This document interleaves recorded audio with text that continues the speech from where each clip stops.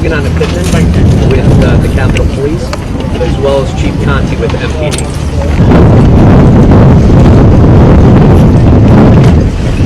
Good afternoon, everyone. My name is Angie Chief Yogan on equipment for the United States Capitol Police.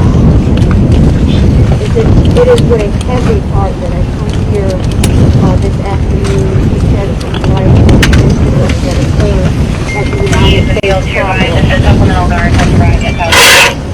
At approximately 1:02 hours this afternoon, a suspect entered what we refer to as the north barricade of the Capitol. The suspect ran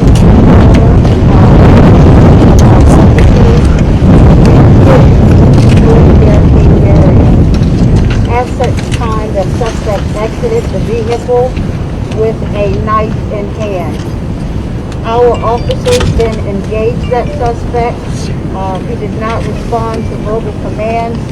The suspect did start lunging toward U.S. Capitol Police officers, at which time U.S. Capitol Police officers fired upon the suspect. At this time, the suspect has been pronounced deceased. 2 U.S. Capitol Police officers were transported to 2 different hospitals, and it is with a very, very heavy heart that I announce one of our officers has succumbed to his injuries. We are not able to release any information, names, age, date of birth, or anything of that nature at this time, because we still have to notify the next of kin. I just ask that the public continue to keep U.S. Capitol Police and their families in your prayers. This has been an extremely difficult time for U.S. Capitol Police after the events of January 6th and now the events that have occurred here today. So I ask that you keep our U.S. Capitol Police family in your thoughts and prayers. At this time, I'm going to turn it over to the Metropolitan Police Chief, Mr. Robert Conti, for the Metropolitan Police Department portion of this investigation. Thank you.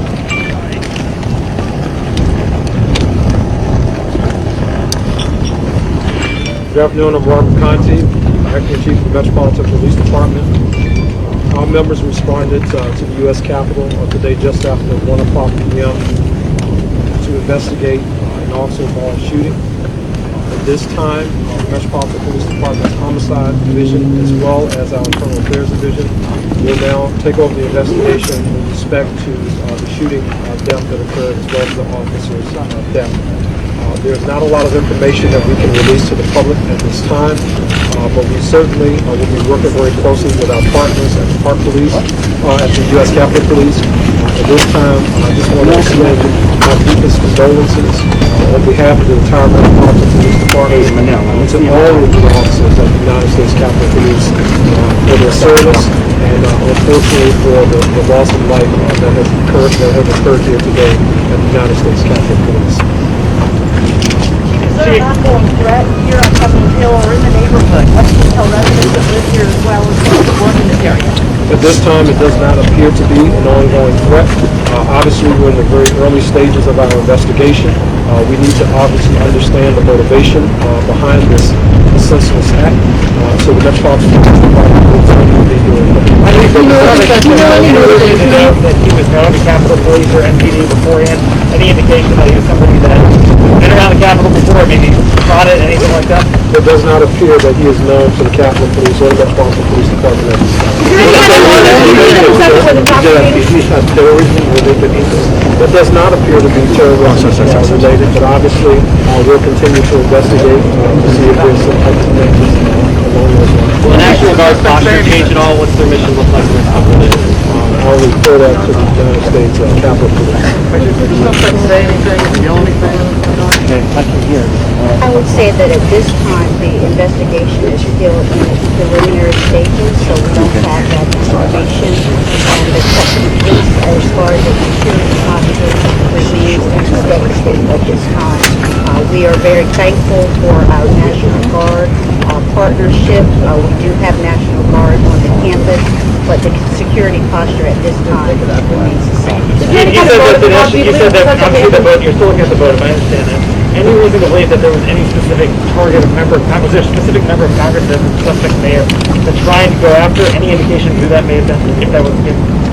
We do not have the suspect on file with U.S. Capitol Police. There's no indication at this time that there's any connection to any member of Congress. Was there alcohol involved? Do you believe you found any of that in the car? We cannot confirm that, but the investigation is on. Any weapons in the car? The suspect did exit the vehicle with a knife in hand, and at that time he started to run aggressively toward U.S. Capitol. But in the vehicle, any weapons? No, that part of the investigation is still ongoing. The scene is still being processed by Metropolitan Police Department, so we will have additional information. In contact, I know you mentioned the lunch, but contacted Russell with the police officer there? The investigation is ongoing. From what we can see from video at this time, I do not see the suspect wrestling with a U.S. Capitol Police officer, but when he exited the vehicle, the knife was clearly in his hand, and he did start to run toward the officer. How old the young man? So at this time, this is all the questions that I am going to take. I turn it back over On the second to officer? Metropolitan Police Department Chief. Again, I ask you to please keep the United States Capitol Police family in your thoughts and prayers at this time. It has been an extremely difficult, challenging year for us, but we will get through this, and we do appreciate the views. The second officer, We understand that you guys have a lot of questions. Obviously, it's a complex investigation. We are going to be putting out more information as we can on social media, and if we decide to do any more briefings later on, we'll let you guys know. you just think that's